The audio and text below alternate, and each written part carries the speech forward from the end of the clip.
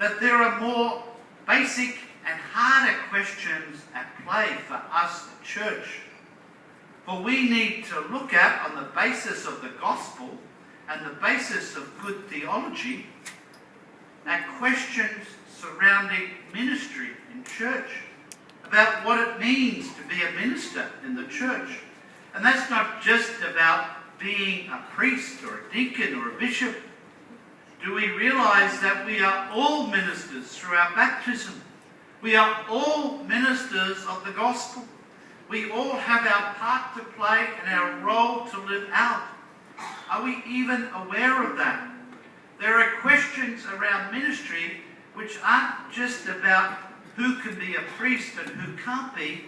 There are questions about ministry, about how all of us live and operate each day as ministers of the gospel.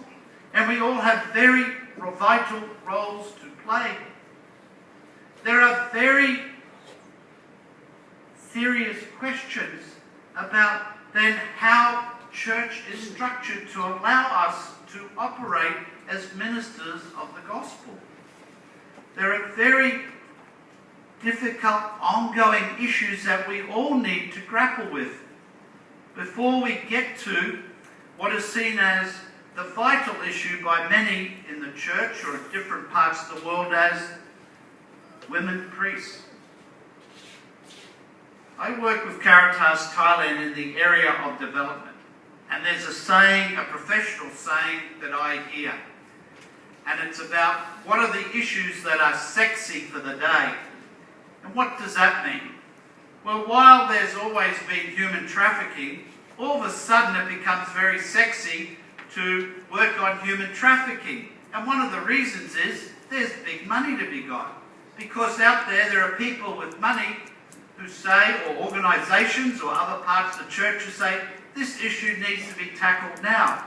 That's true, but this issue needed to be tackled 20 years ago.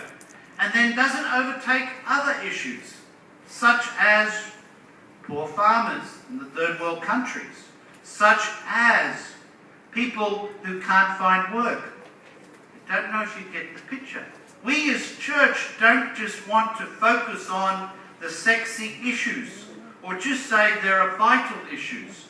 We as church are called rather to grapple with who we are and how we live who we are. That may lead us to deal with those issues. But it is us together as church. And yes, we have our leadership and we respect that leadership. Today is the beginning of the Synod of the Family, round 2. And yes, Pope Francis and other bishops have put forward 2 issues that we all know about because we read about it in the press, that of divorced and remarried be allowed to receive communion and the embracing of the gay community. Pope Francis, and I agree with him, is about acceptance and not judging, and that it's about allowing people to live their life in the community and not be judged for something that happens in their lives or for something about who they are as people. I'm not going any further on that. But I will say, they are not the only issues of the Synod, but they are the issues that attract the attention of Western liberal tradition and of other sections of the church. They are the issues that get in the media. But there's much harder issues at play at the same time. The issues maybe of, and I don't know if they're being discussed at the Synod, the issues of domestic violence in the family. People are beaten up by their own father or maybe their mother or whoever else. Issues of abuse. It's not just priests or lawyers or doctors, whoever, or professionals who abuse children. It happens in the family.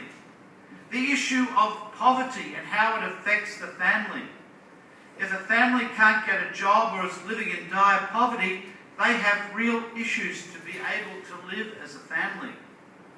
All I'm trying to point out this morning is that we can focus on certain, maybe we name them as key issues or the sexy issues of the day, or maybe what we see as the vital issue, And if this doesn't happen, we're going to walk out or we're no longer church.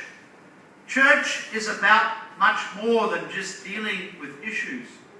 It's about a community of faith following the gospel.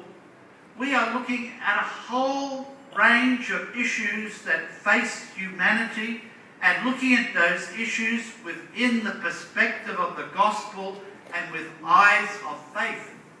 That's what the church is about. And it's not trying to persecute someone because their marriage didn't work out. It's not trying to persecute someone because they're a woman. The Pope himself says, and I believe this, the issue facing the church today of women in the church is that they be allowed to take their rightful place as is allowed to them and is their rightful place today. And there are many women operating in ministry throughout the world and they need to be acknowledged. And they can lead liturgy. They can lead prayer services. They can be part of central meetings of the church. They can lead church organisations.